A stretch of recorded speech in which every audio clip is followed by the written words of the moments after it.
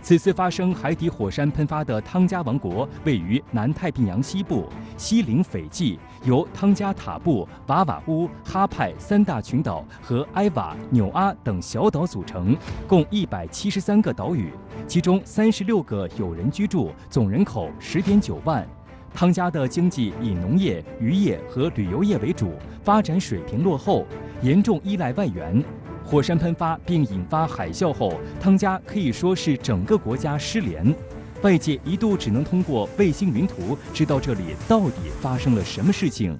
应汤加王国关于火山灾害救援的请求，1月31号上午，中国海军舰艇编队从广州某港口码头出发，启运中国援助汤加救灾物资。此次赴汤加执行运送救灾物资任务的海上运输编队，由南部战区海军2栖船坞登陆舰五指山舰和综合补给舰查干湖舰组成，能有效满足此次运送救灾物资任务的需求。这批运送的救灾物资共计1400余吨，主要包括移动板房、拖拉机、发电机、水泵、净水器及应急食品、医疗防疫器材等物资。有了这个综合补给舰，那么你的这个整个的向当地去投送一些，比如说食物啊、饮水啊，那么你有足够的能力。另外呢，你的这个船坞登陆舰呢，它本身也有比较强的这种向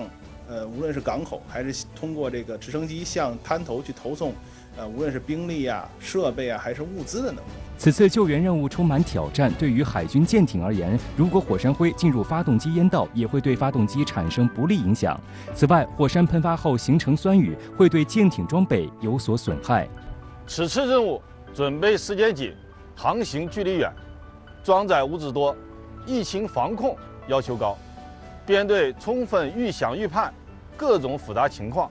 精心组织任务行动，确保救灾物资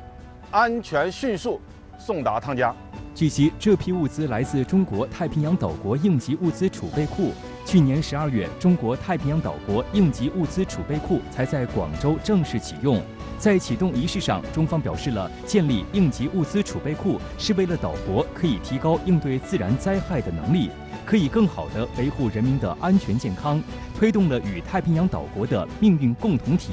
值得注意的是，此次南部战区出动的综合补给舰查干湖舰被称为是航母奶妈，是人民海军当前吨位最大、技术最先进的海上补给平台之一。从舰体布局来看，查干湖舰左侧有4个补给站，右侧则是3个。左侧多出一个补给站的设计，就是为了配合航母上的右舷补给。查干湖舰呢，它是属于我们大型的综合补给舰的第2艘啊，第1艘是呼伦湖啊，就是这样的舰，它的这个排水量达到了4万吨左右。而船坞登陆舰五指山舰则是一个2栖立体投送登陆作战平台，通过物舱内装载的中型气垫登陆艇、2栖突击车、飞行甲板和直升机库搭载的中型舰载直升机，可以组织实施直升机垂直登陆、气垫艇抢滩、2栖突击车泛水航渡等多种方式的立体登陆。